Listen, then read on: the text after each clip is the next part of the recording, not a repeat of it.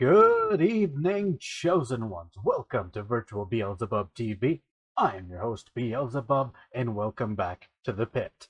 So, I thought I'd do another D&D one-shot for you. This specific scenario is if your characters are exploring a temple previously believed to be abandoned, or one that's just out in the boonies and it's really quiet and you assume it's abandoned.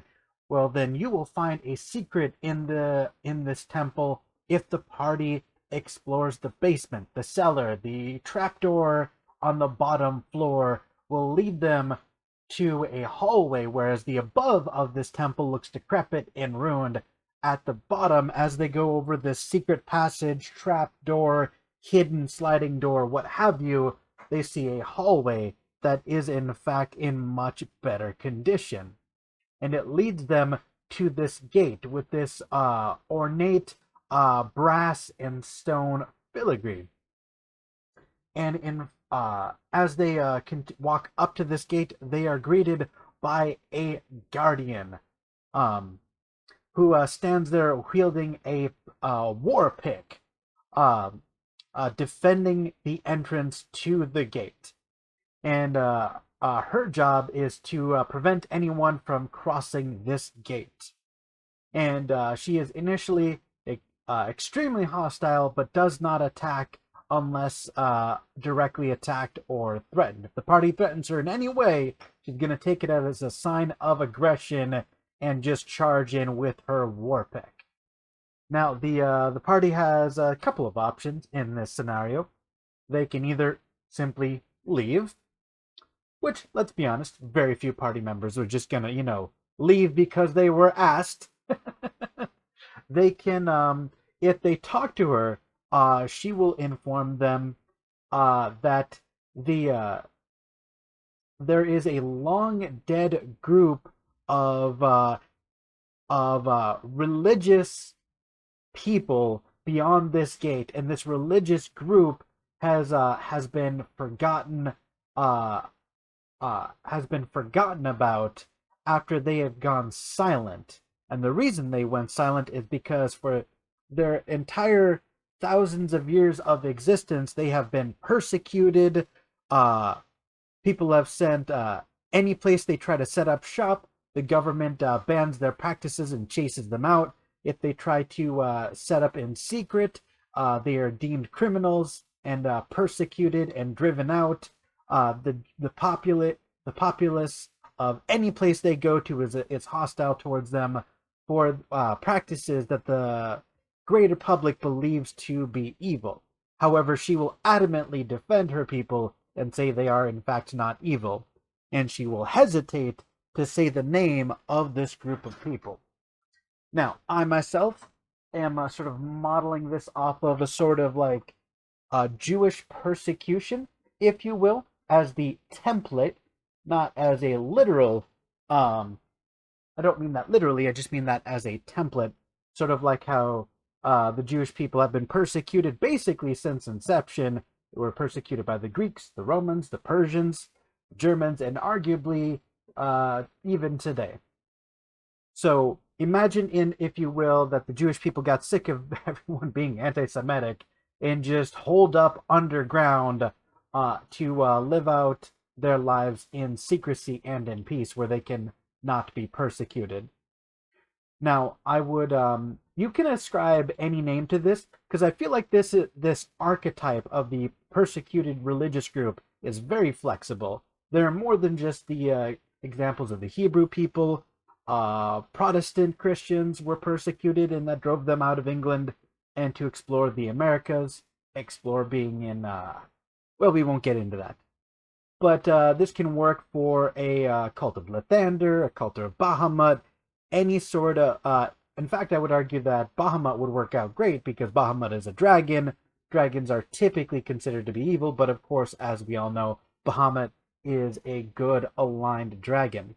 So whatever canon D&D religion you want to ascribe to these people, you could also make them Fomorians, which, and I'm speaking about the actual historical Fomorians who live underground, not the weird mutated D&D creatures. But whatever name you want to apply, the truth remains the same. She is protecting the last of her people in an underground city, and she is the last defense um, between protection and persecution. So um, the party can either, after hearing this description about how she's trying to protect her people, the party can again choose to leave, or they can be enticed by the fact that there might be loot and religious artifacts and want to raid it, or they might just be offended that this person is being so aggressive and hostile towards them and attack her out of spite. Whatever the reasoning, it's highly likely that the party will get into combat with Hadassah Abraham. Now, to give you a quick rundown of her specs, she should be wearing chainmail, wielding a war pick, perhaps +1, +2, or +3, depending on the party level. Or if you want to make things interesting, the way I envision the character is a war pick enchanted with like either with like thunderclap or some other thunder-based spell, and there are some interpretations of the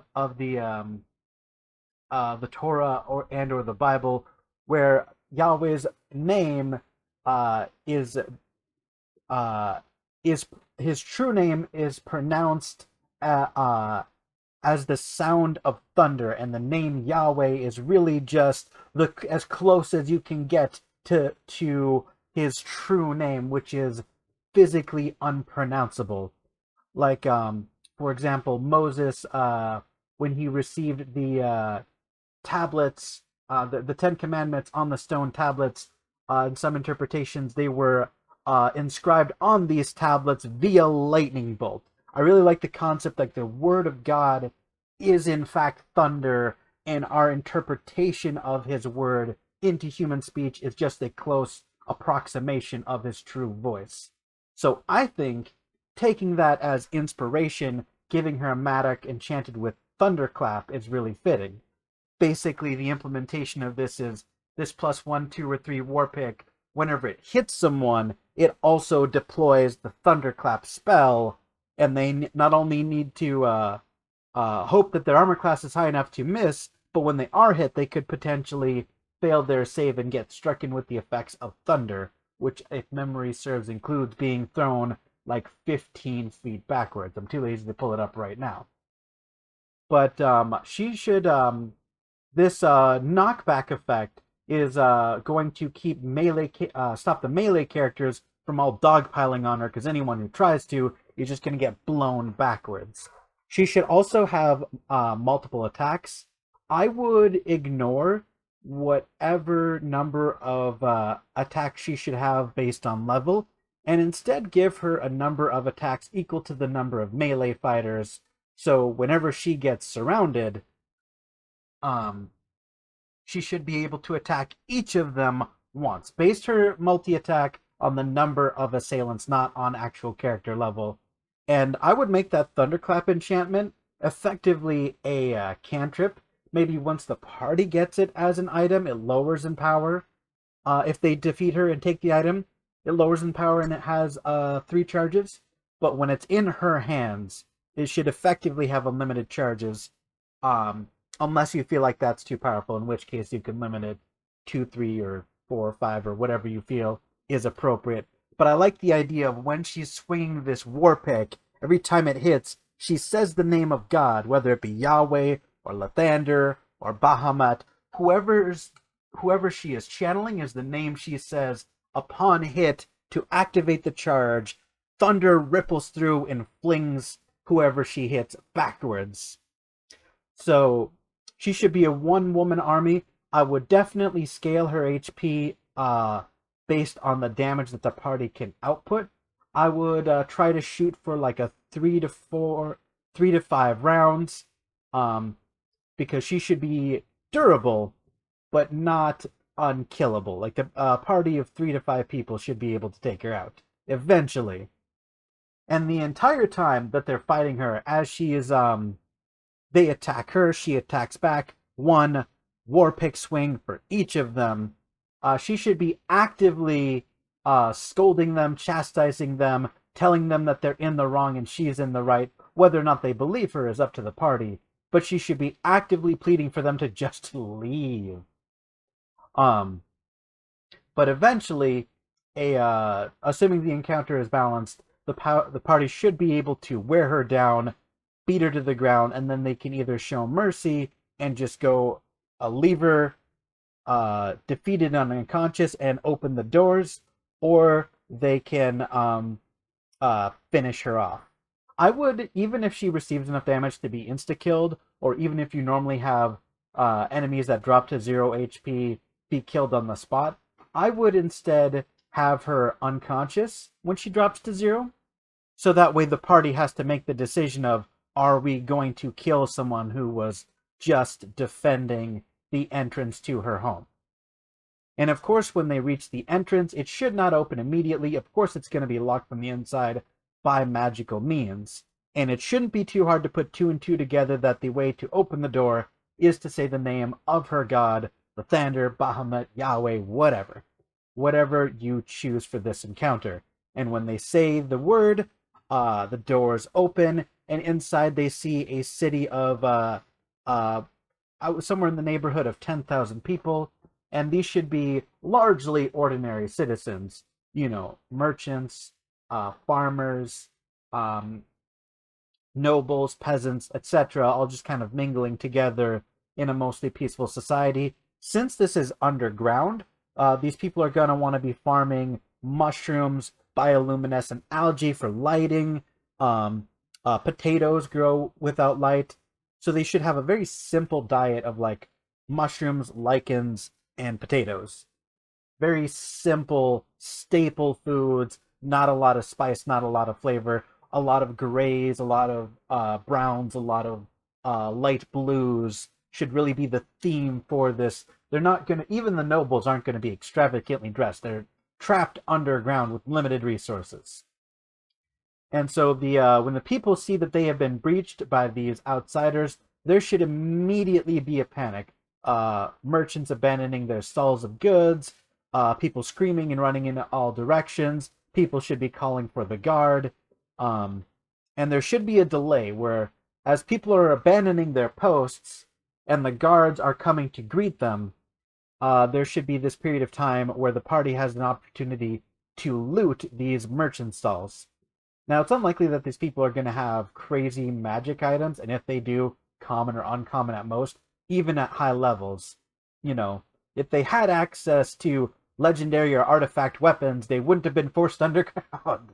Now would they? This woman was kind of like their main line of defense. That and the password protected door. So, there should be a period of time where they can loot, and then again, either run away with the loot that they gather and all these religious artifacts, or continue plundering and try to fight the guard. I would just use ordinary guard stats, even if they're extremely high level. It doesn't make sense for them to be crazy overpowered. I would at most, put CR3 soldiers and veterans in there. And they should not be high in number. Like 10,000 people can be effectively, kept under control by a very small group of people. I would limit it to 20. And they should be low level compared to the party, something that the party can dispatch if they want to. And again, it should be obvious that the people perceive the party as the bad guys here.